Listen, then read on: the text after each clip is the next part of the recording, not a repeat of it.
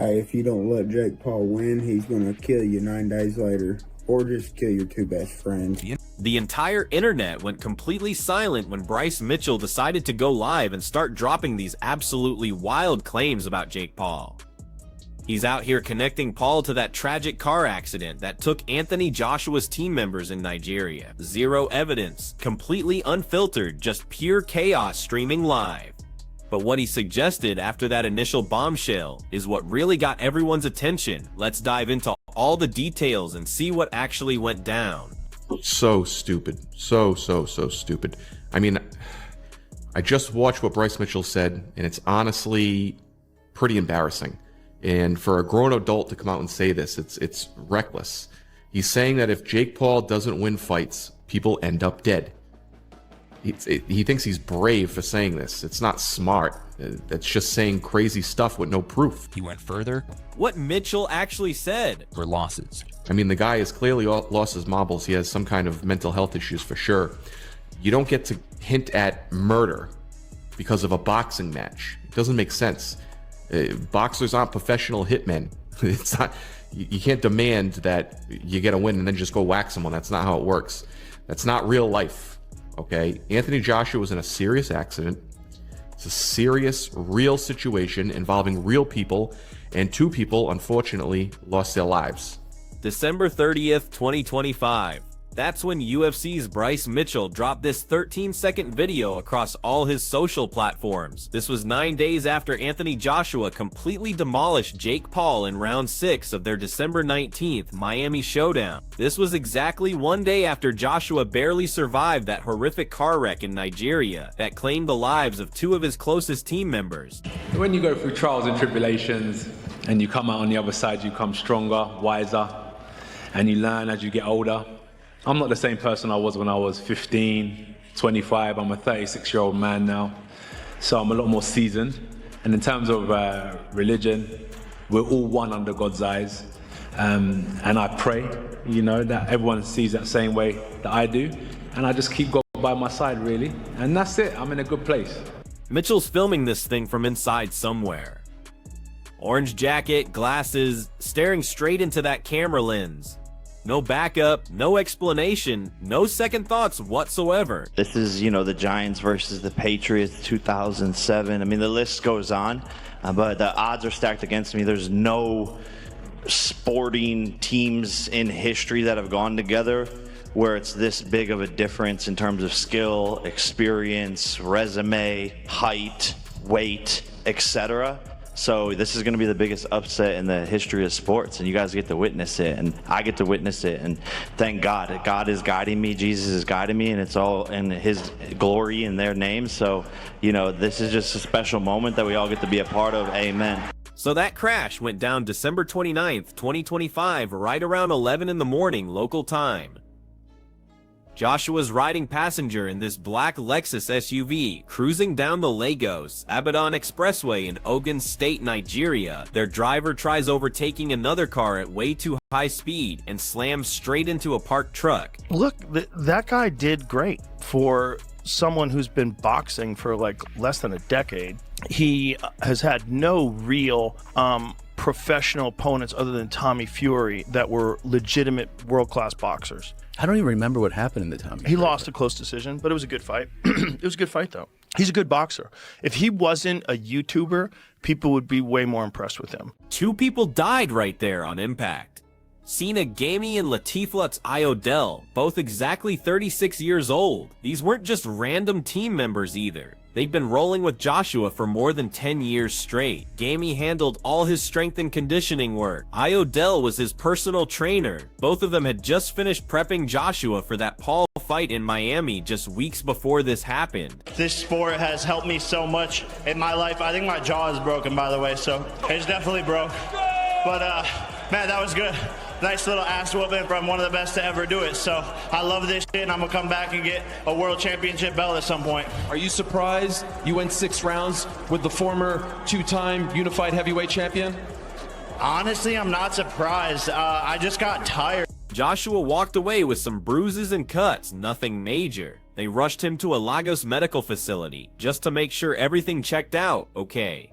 Nigeria's Federal Road Safety Corps jumped on investigating this thing immediately. Their initial findings pointed straight to excessive speed and that dangerous overtaking attempt as the main factors. Some early reports mentioned maybe a tire blowout happened. But here's the thing though, they found absolutely nothing suggesting any kind of foul play. No criminal investigation got opened. Nothing suspicious at all. Don't do this very long, because there's a price that you pay that is not worth it. Yeah. It's not worth it. And that price is depression, deep depression, a severe brain imbalance that's going to lead you to addiction. It leads so many people to impulsive behavior. So many people become gambling addicts, drug addicts, alcoholics after their fighting career. Yeah. It's you could only take so much. And at a certain, like that one that he got from Joshua, ooh, you know, say if you have like a punch card, you have like so many punches that you can get in your life, which I believe you do. Nigerian President Bola Tinubu actually went to the hospital to speak with Joshua face to face. He publicly named both victims and extended his condolences to their families on record. So as far as I'm aware, what actually happened was that the driver was undertaking and trying to get ahead of the vehicle ahead, and in the process crashed into a stationary truck. So this is on a highway in Lagos, and they were heading towards a nearby village to visit some of AJ's relatives. Jake Paul posted on X about the whole situation, said life matters way more than boxing, said he's praying for everyone who lost their lives, for AJ, and anyone dealing with this terrible accident. Evacuated, but it's because they obviously don't have the capacity for those emergency services to arrive so quickly. From what I've heard and read, he's now been, brought back to the UK. Oh, is he back? Yeah, in the UK, that's really? what I've heard. Wow. Yeah, feel free to correct me if I'm wrong, but that is from my understanding. The fact that he was able to fly suggests that the injuries may not have been too bad. Yeah. Because if you're not in a physically condition to fly, then they won't let you fly. Then Mitchell drops his video. My heart goes out to him, and the mental and the trauma and all that. He's going to be reliving that, because not only did he lose his two friends, he was actually there. He survived that, so there's going to be all the survivor's guilt that comes with that as well. Then there's a processing of how it all happened, reliving it. Going to bed at night, that will be playing through his mind all the time. But wait, he didn't just stop at accusing Paul of setting up the crash. He went after Logan Paul too, calling both brothers complete hypocrites who claim they love Jesus but post inappropriate content all day long. He's saying they've been calling him racist and evil. He's claiming the Paul brothers fix all their fights and that Joshua refused to throw that December 19th bout, even though they offered him massive money. You don't know how this is going to affect him going forward. I mean, obviously time does heal. I mean, I've been there. I've suffered personal tragedy very, very close to me, and it takes you a long time to get over it. So I just hope he's going to be all right. I mean, forget about the boxing for 1 minute. Some people are suggesting he may never box again. Some people are saying that he may use this as a way to get over this and maybe try and win a world title and dedicate it to the people that was affected. You just don't know how it's going to play out.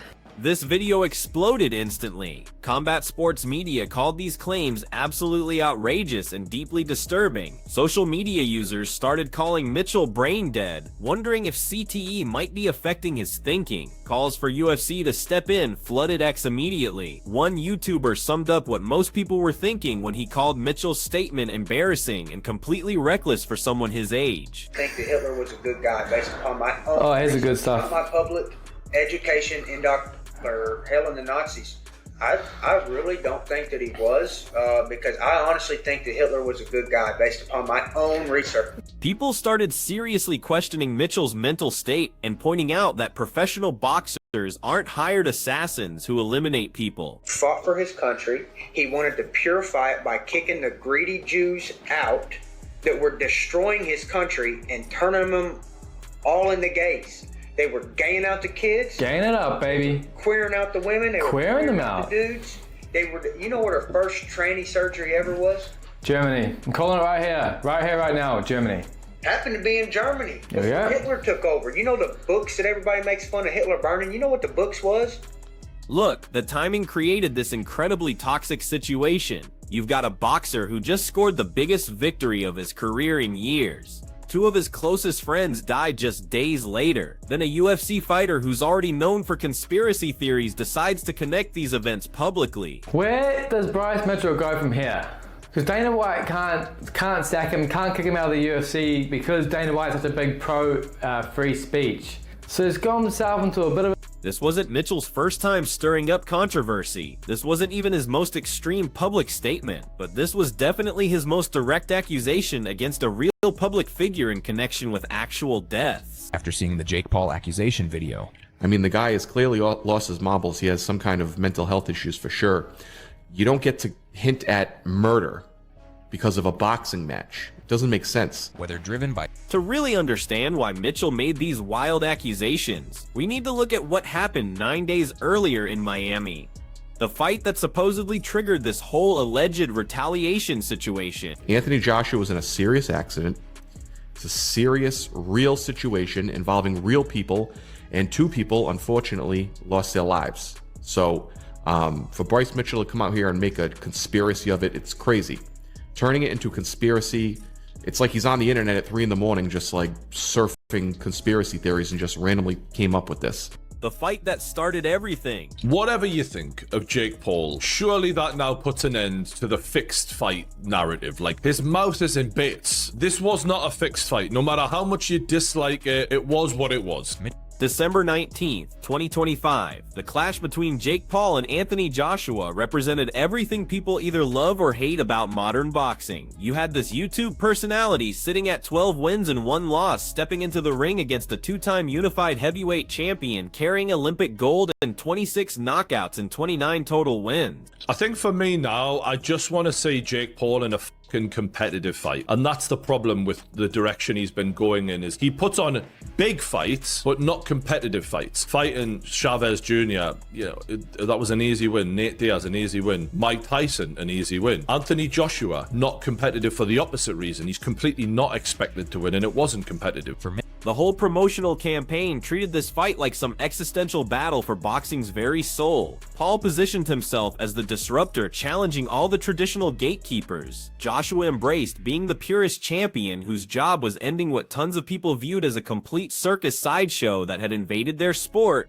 Netflix streamed this thing exclusively, showing the platform's continued push into live combat sports after that Paul Tyson event earlier that year. Projections estimated viewership would hit over 60 million households worldwide. Miami's Kaseya Center sold out completely with tickets starting around $50. Betting odds massively favored Joshua from the start. He opened as a -1,000 favorite at the major sports books, meaning you'd need to risk $1,000 just to win 100. All sat somewhere between +700 and +1,100 as the underdog, giving him roughly a 10 to 15% chance of pulling this off.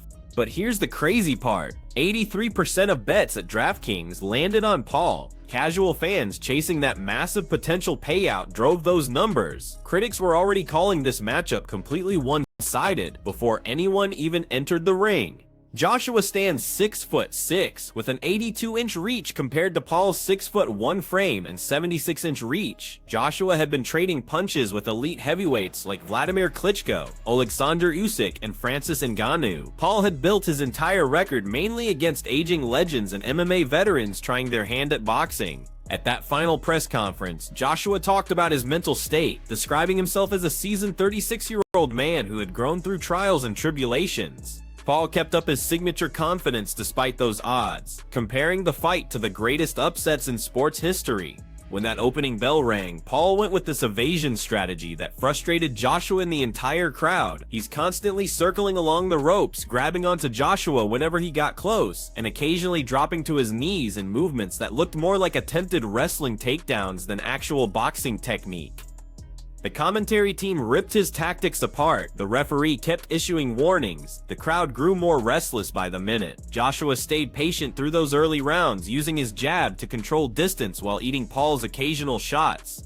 That size advantage became more obvious as each round went by. Joshua's bodywork started breaking Paul down steadily. Round 5 changed everything. Joshua scored 2 knockdowns. First one came from a body shot uppercut combination. Second one from a quick 1-2 sequence. Paul managed to survive, but you could see the damage piling up. Judges scored that round 10-7 for Joshua. Round 6 finished it completely. Joshua opened up with heavy combinations, dropping Paul twice more before ending things with a straight right hand followed by a left-right combination at 31 of the round. Referee stopped everything as Paul tried getting back up. Joe Rogan acknowledged on his podcast that Paul performed pretty well for someone with less than a decade of boxing experience and no real professional opponents besides Tommy Fury. Those official scorecards told the whole story. Paul got completely shut out. All 3 judges had Joshua leading 60-50 when they stopped it, meaning Joshua won every single completed round, including that 10-7 fifth round. Paul's post-fight claim about winning 2 rounds contradicted what the judges actually scored. The damage went way beyond just the scorecard though. Joshua's final right hand broke Paul's jaw in 2 places. Paul needed surgery with titanium plates and screws. Multiple teeth got removed. His jaw stayed wired shut for weeks. After the fight, Paul addressed his injuries head on, admitting his jaw was broken while still praising the whole experience. Rogan delivered this stark warning about what continued fighting could mean for Paul's long-term health, talking about depression, addiction, and brain damage as common outcomes for fighters who absorb too much punishment. Estimated payouts reflected just how massive this spectacle was, regardless of who won. Paul reportedly pulled in around $40 to $50 million while Joshua took home approximately $90 million. The fight reinforced Paul's model of high-reward spectacle-driven bouts, even when he loses. Joshua used his post-fight interview to call out Tyson Fury for a potential 2026 clash, cementing his return to heavyweight relevance after those setbacks against Usyk and Dubois. Paul promised to return once he healed up, targeting a cruiserweight world title. 9 days later, Joshua traveled to Nigeria to visit family and celebrate his victory, a trip that would end in absolute tragedy on one of Africa's most dangerous highways, the Nigerian tragedy. The Lagos-Abadan Expressway handles some of Africa's heaviest traffic. It connects Nigeria's commercial capital to its second largest city across roughly 127 kilometers of road. The Federal Road Safety Corps recorded 75 crashes on just this one highway in the first quarter of 2025 alone. That resulted in 73 deaths and hundreds of injuries. Anthony Joshua was traveling this road on December 29, 2025, heading towards Sagamut to visit family. His British-Nigerian heritage traces back to the Yoruba people, with ancestral roots in Ogun State. He's got this prominent tattoo of the African continent on his right shoulder, highlighting Nigeria. He spent part of his childhood in the country, attending Mayflower School in Aiken before returning to the UK when he turned 12. Just hours before that crash happened, Joshua posted an Instagram story showing him and Latifi Odeli playing table tennis together. That black Lexus SUV was carrying 5 passengers total. Joshua sat in the rear behind the driver. Senegami and Latifi Odeli were in the seats that took direct impact when the vehicle slammed into that stationary red truck parked by the roadside. A boxing podcast broke down what investigators figured out. The driver was trying to overtake another vehicle when the collision happened. FRSC got there within minutes. They found 2 men dead at the scene. 1 passenger had minor injuries and 2 people walked away unhurt. The wrecked SUV showed absolutely catastrophic front-end damage. Authorities transported the deceased to Lavwell Hospital morgue in Sagamu. These victims meant way more than just professional associates. Senegami had been Joshua's strength and conditioning coach for over a decade, specializing in injury rehabilitation and sports performance. He co-founded Evolgym in London and had traveled with Joshua to Miami for that Paul fight preparation just weeks before this happened. Latifilats, Idel worked as Joshua's personal trainer since his early career. Before getting into fitness, he played semi-professional football in England for clubs including Aylesbury United and Tooting and Mitcham United. He converted to Islam back in 2012, calling it his biggest blessing. Both men were exactly 36 years old. The podcast host talked about Joshua's evacuation from the scene, noting that his ability to fly back to the UK suggested his physical injuries weren't that severe. He was sitting upright in the police vehicle. But physical injuries only tell part of this story. The host reflected on the psychological trauma Joshua would be carrying, the survivor's guilt, the constant replaying of events in his mind, the knowledge that he lived while friends sitting right beside him did not. Eddie Hearn, Joshua's promoter at Matchroom Boxing, released a statement calling Gamey and Iodell two great men and asking for privacy for the grieving families. Fellow boxers, including Chris Eubank Jr., mourned them as genuinely good men and fallen soldiers. President Tinubu's public acknowledgement of the victims carried serious weight in Nigeria. He said he spoke with AJ personally to convey his condolences over the passing of his two close associates, Kevin Lateef Iodell and Sina Gami, called this immense tragedy casting a deep shadow on the season, said he sympathizes with Joshua and his family as they bear the emotional weight of this unfortunate incident. The crash brought renewed attention to Nigeria's road safety crisis. FRSC data showed over 5,421 deaths and 9,570 accidents nationwide in 2024, with excessive speed and wrongful overtaking as the leading causes. The Lagos-Ibadan Expressway earned its reputation as the country's deadliest through consistent carnage, over 64-5 fatalities recorded across a 27-month period. Speculation about Joshua's boxing future started immediately. The host questioned whether he would ever compete again after trauma like this, or whether he might channel his grief into future victories. Into this atmosphere of mourning and uncertainty, Mitchell inserted his conspiracy theory. While families grieved and a boxer processed survivor's guilt, a UFC fighter with a documented history of extreme statements decided to assign blame to Jake Paul. But this wasn't Mitchell's first time making headlines for all the wrong reasons. His pattern of controversy stretches back years. The man making accusations. Bryce Mitchell entered the UFC through The Ultimate Fighter undefeated back in 2018. This Arkansas native built his reputation on elite grappling, including a rare twister submission against Matt Seals that put him among the select few fighters to execute that technique in UFC competition. His career record stands at 18-4 as of late 2025. His fighting accomplishments matter way less than his pattern of controversy though. Mitchell has spent years building this persona that blends combat sports with conspiracy theories, religious fundamentalism, and inflammatory statements that consistently generate massive backlash. He believes the earth is flat. He has challenged Joe Rogan to debates on the topic. He claims gravity is a complete hoax. He promotes anti-vaccine views, linking them to government control and various health conditions. He homeschools his son to avoid what he sees as indoctrination in public school. January 2025, Mitchell's podcast Arkanciety aired what became his most notorious episode ever. On camera, he stated that based on his own research, he believed Hitler was actually a good guy. He went deeper into his reasoning, claiming Hitler fought for his country and wanted to purify it by removing Jews and burning books about homosexuality. UFC CEO Dana White responded publicly, calling Mitchell's statements dumb, ignorant, and beyond disgusting. However, White cited free speech principles and declined to discipline Mitchell, suggesting fans could watch him get his ass whooped in the octagon instead. Mitchell issued an apology on Instagram, clarifying he is definitely not a Nazi. Then in December 2025, around Christmas, he reaffirmed having no regrets about the statements, calling his intelligence a curse. The commentator highlighted the awkward position Dana White found himself in, unable to fire Mitchell despite the outrage because of his public commitment to free speech.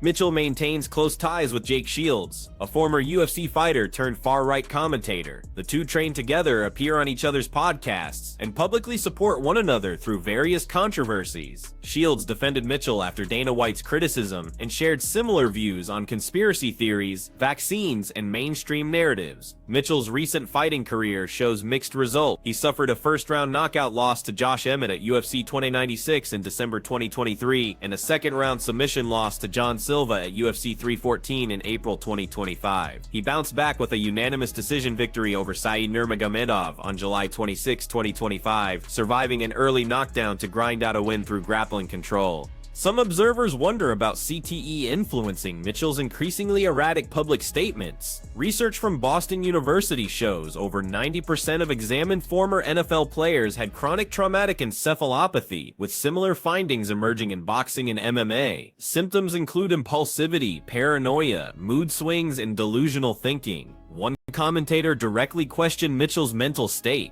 Whether it's CTE, genuine belief in conspiracy theories, or calculated controversy for attention, Mitchell's accusation against Jake Paul represented his most legally risky statement. Previous comments about Hitler, flat earth, and vaccines generated backlash, but targeted abstractions or historical figures. The car crash video accused a living public figure of orchestrating deaths. The question now becomes what consequences Mitchell will face and what his accusations mean for everyone involved in this situation.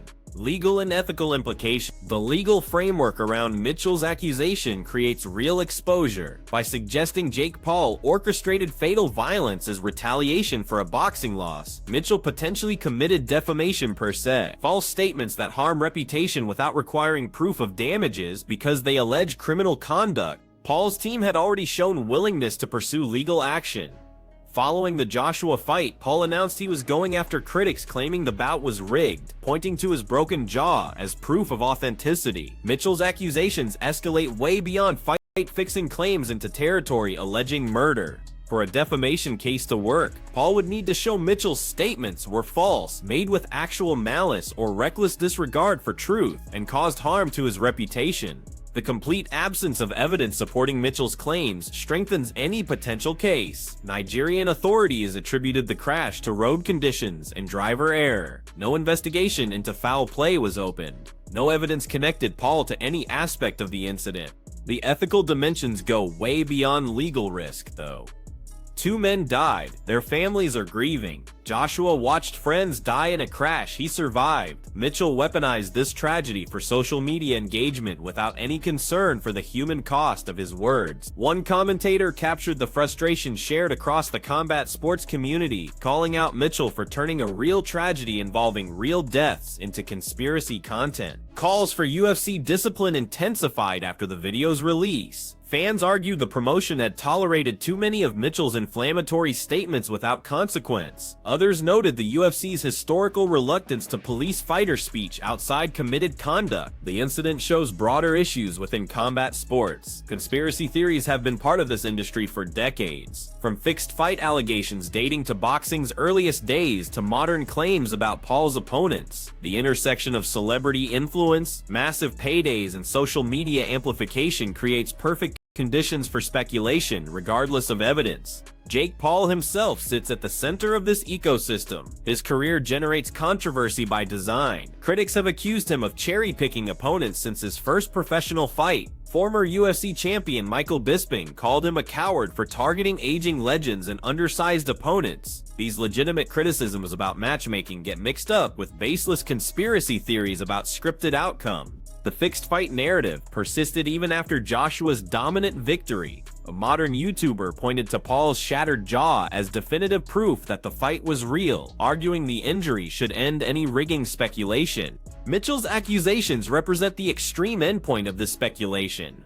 When any negative outcome can be attributed to conspiracy, evidence becomes meaningless. 2 men die in a car crash caused by road conditions, and it becomes assassination. A boxer loses because his opponent outweighed him by nearly 50 pounds, and it becomes proof that someone will die if he doesn't win.